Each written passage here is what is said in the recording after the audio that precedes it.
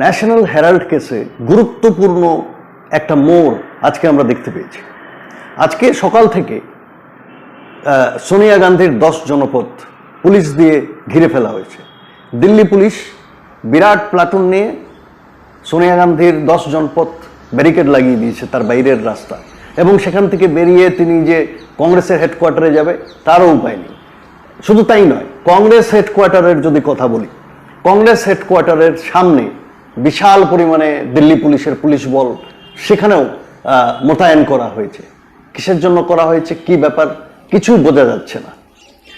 এর মধ্যে কংগ্রেস দলের তরফ থেকে বেশ কিছু টুইট এসছে, কংগ্রেস দলের তরফ থেকে প্রেস কনফারেন্স করা হয়েছে। অধীর রঞ্জন চৌধুরী, বিরোধী দলনেতা পার্লামেন্টের, কি বলেছেন? তিনি বলেছেন যে এই যে ন্যাশনাল হেরাল্ড, সেটা প্রতিষ্ঠা করেছিল জওহরলাল নেহেরু এবং বল্লভভাই প্যাটেল। এই ন্যাশনাল হেরাল্ড প্রতিষ্ঠার পেছনে প্রধান যে উদ্দেশ্য ছিল, সেই প্রধান উদ্দেশ্য ছিল জনগণের মধ্যে দেশাত্মবোধ জাগানো এবং স্বাধীনতা সংগ্রামে ভারতবর্ষের জনগণকে যাতে স্বাধীনতা সংগ্রামের লড়াইয়ে সামিল করা যায়, সেই জন্য এই ন্যাশনাল হেরাল্ডের জন্ম হয়েছিল।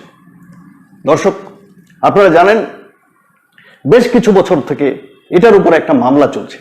ন্যাশনাল হেরাল্ডকে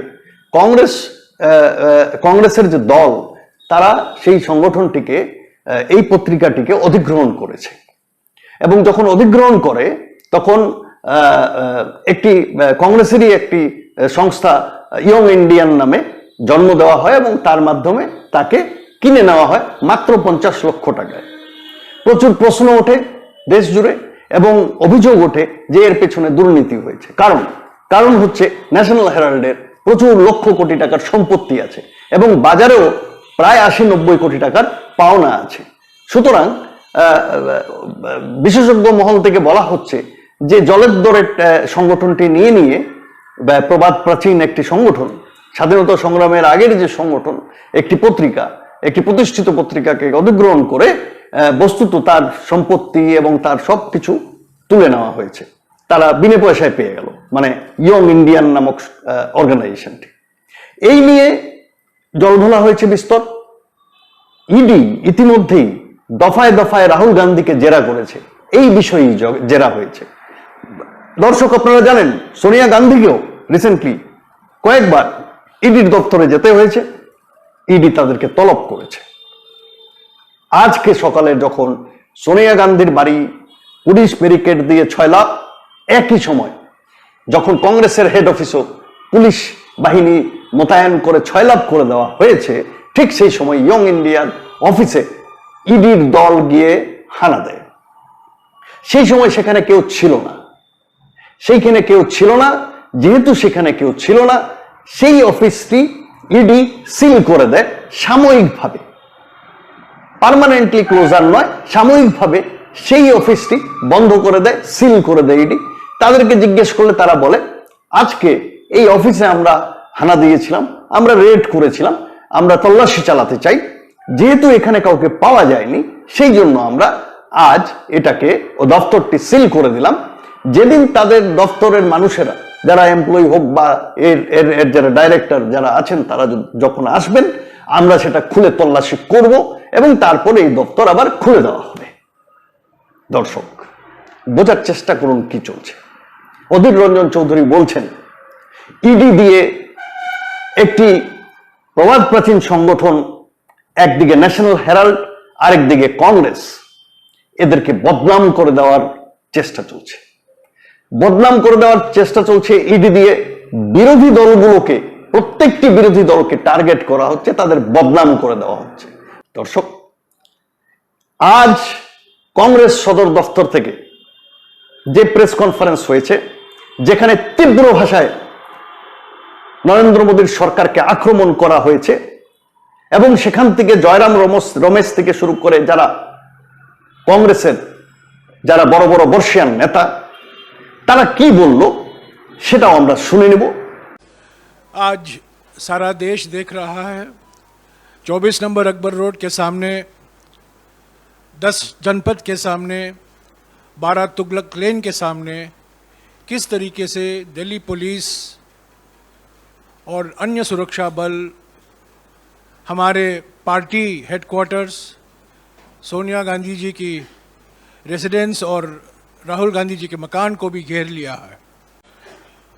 गत शनिवार को एआईसीसी की तरफ से एक सर्कुलर इशू किया गया कि 5 अगस्त को शुक्रवार के दिन हम लोग देशव्यापी आंदोलन करेंगे महंगाई, बेरोजगारी और खाद्य पदार्थों के ऊपर जीएसटी के खिलाफ, और उसके अलग अलग तरीके से करने के लिए जो सर्कुलर में आदेश एआईसीसी की तरफ से दिए गए, प्रदेश स्तर के ऊपर राज्य भवनों के ऊपर प्रदर्शन, राष्ट्रीय स्तर के ऊपर मेंबर्स ऑफ पार्लियामेंट राष्ट्रपति जी के राष्ट्रपति भवन जाएंगे, और एआईसीसी की तरफ से कांग्रेस कार्यकर्ता प्रधानमंत्री निवास पर प्रदर्शन करेंगे।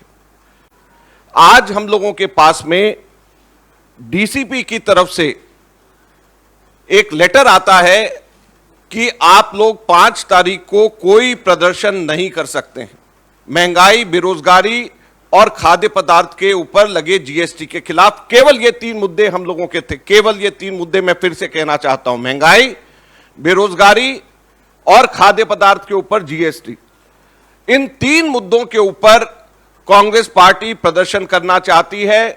प्रधानमंत्री निवास के ऊपर हमारे सांसद प्रदर्शन और साथ में चलना चाहते हैं राष्ट्रपति भवन की तरफ कि आप जितना मर्जी दबाव की नीति अपना लें, महंगाई, बेरोजगारी और खाद्य पदार्थ के ऊपर लगे जीएसटी, इनके ऊपर कांग्रेस पार्टी आंदोलन करती रहेगी। हम पीछे हटने वाले नहीं हैं, चाहे जितना मर्जी दबाव डाल लें।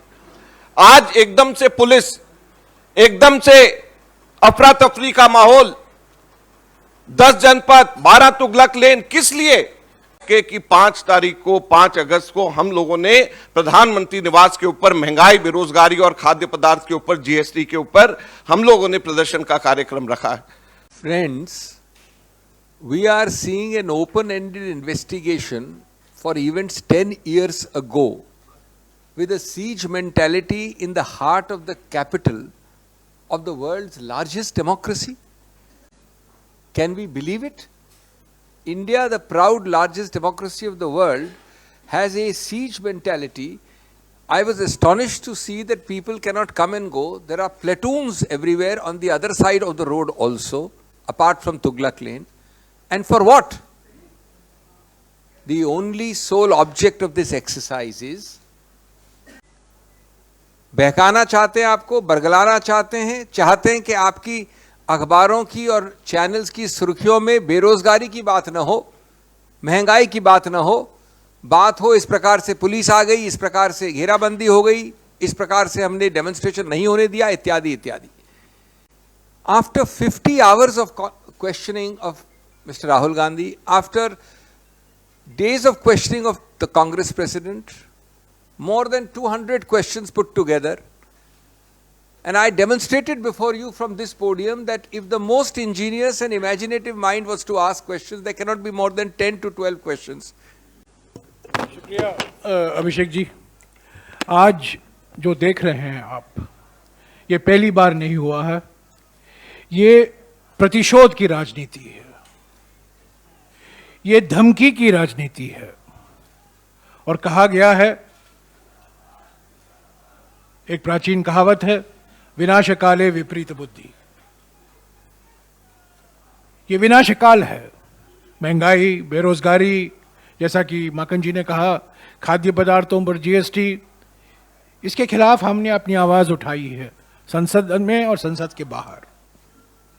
2 हफ्ते तक बहस से भागी मोदी सरकार, और जब हमने हमारा प्रदर्शन जो होने वाला है परसों दिन, उसको रोकने के लिए आज से ही शुरुआत गृह मंत्री और जो गृह मंत्री का जो कब्जा है, दिल्ली पुलिस, दोनों साथ मिलकर यहां जो पुलिस बल आए हैं, हमारे पार्टी के सामने, हमारे दफ्तरों के सामने, हमारे नेताओं के घर के सामने, ये बिल्कुल साफ है कि प्रधानमंत्री भय की राजनीति, प्रतिशोध की राजनीति, धमकी की राजनीति में विश्वास रखते हैं।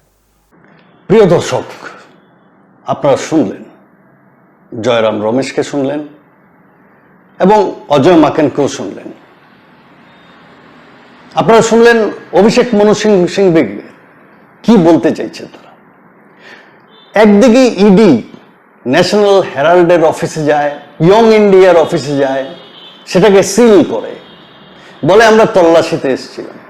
আর অন্যদিকে কাহিনী সেটা অন্য, কংগ্রেস পার্টি তারা একটা সিদ্ধান্ত নিয়েছে যে সমস্ত দেশব্যাপী একটা আন্দোলন শুরু করবে এবং আগস্টের 5 তারিখ যত রাজ্যের রাজধানী আছে এবং জেলা সদর আছে সব জায়গায় কংগ্রেসের দলীয় সদস্যরা প্রদর্শন করবে সাংবিধানিক উপায়ে, শান্তিপূর্ণ উপায়ে।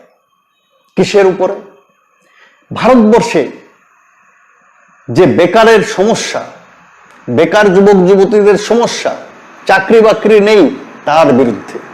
দ্রব্যমূল্যের যে বৃদ্ধি, অস্বাভাবিক বৃদ্ধি, সেটার বিরুদ্ধে কংগ্রেস পার্টি দেশ জুড়ে আন্দোলন করতে চায়, প্রতিবাদ জানাতে চায়। কংগ্রেস পার্টি প্রতিবাদ জানাতে চায় জিএসটি যে রিসেন্টলি লাগু করেছে বিভিন্ন খাদ্যদ্রব্যের উপরে, সেগুলোর বিরুদ্ধে। সমস্ত দেশের পাশাপাশি রাজধানী দিল্লিতে নরেন্দ্র মোদীর বাসভবনের সামনেও কংগ্রেসের দলীয় সমর্থকরা গিয়ে প্রদর্শন করতে চায় রাজধানী দিল্লিতে, এবং তারা রাষ্ট্রপতির সাথেও সাক্ষাৎ করতে চায়। সমস্যা কোথায় দর্শক, ভেবে দেখুন। চিঠি যাওয়ার সাথে সাথে দিল্লি পুলিশের কাছ থেকে চিঠি এসে যায় যে আপনারা আন্দোলন করতে পারবেন না। আমরা একটা জিনিস বুঝলাম, দুর্নীতি, ইডি, সিবিআই বুঝলাম, কিন্তু কংগ্রেস পার্টি তো কোনো ব্যান করা সংগঠন নয়। কংগ্রেসের কর্তা ব্যক্তিদের কথা আপনারা শুনলেন। অভিষেক মনু সিংভি বলছে কংগ্রেস একটা ঐতিহাসিক সংগঠন, ভারত স্বাধীন হওয়ার আগের থেকে যে সংগঠন আছে এবং তারা স্বাধীনতার জন্য লড়েছে। কংগ্রেস পার্টিকে ট্রিট করা হচ্ছে যেন একটা টেররিস্ট অর্গানাইজেশন, এমন ভাবে চারদিকে পুলিশ প্রশাসন দিয়ে আটকে রাখার একটা ব্যবস্থা, ভয়ে ভীতি প্রদর্শন করে দলের যাতে কোনো ধরনের কর্মসূচি নিতে না পারে সেই জন্য তাদেরকে বাধ্য করা। কংগ্রেস পার্টির থেকে পরিষ্কার বলে দিয়েছে যে কোনো ধরনের চাপের মুখে নতি স্বীকার তারা করবে না এবং তারা আন্দোলন করবে। ইডি করো, সিবিআই করো, যা খুশি করো, কিন্তু আন্দোলন কংগ্রেস পার্টি করবে। সেটা দর্শক এটা জানতে চাই। আজকে দল যেটাই হোক, আপনার আমার দুটো দল, রাজনৈতিক দলকে ভালো নাও লাগতে পারে, সেটা অন্য কথা, কিন্তু একটা রাজনৈতিক দল, ইলেকশন কমিশন দ্বারা পঞ্জীকৃত রাজনৈতিক দল, তারা যদি দ্রব্যমূল্য বৃদ্ধির বিরুদ্ধে যদি আন্দোলন করতে চায়, তারা যদি বেকারত্বের বিরুদ্ধে, এই সংখ্যক বেকার, এখন বেকার যুবক যুবতীদের সংখ্যা, তাদের স্বার্থে যদি আন্দোলন করতে চায়, জিএসটির বিরুদ্ধে যদি আন্দোলন করতে চায়, এগুলো তো সাধারণ মানুষের ডিমান্ড। এগুলো নিয়ে কথা বলা কি দেশে পাপ? আপনারা কমেন্ট করে জানান দর্শক বন্ধুগণ, আমরা আপনাদের কাছ থেকে শুনতে চাই কেন নরেন্দ্র মোদীর সরকার ভয় পাচ্ছে কংগ্রেসের এই কর্মসূচিকে নিয়ে।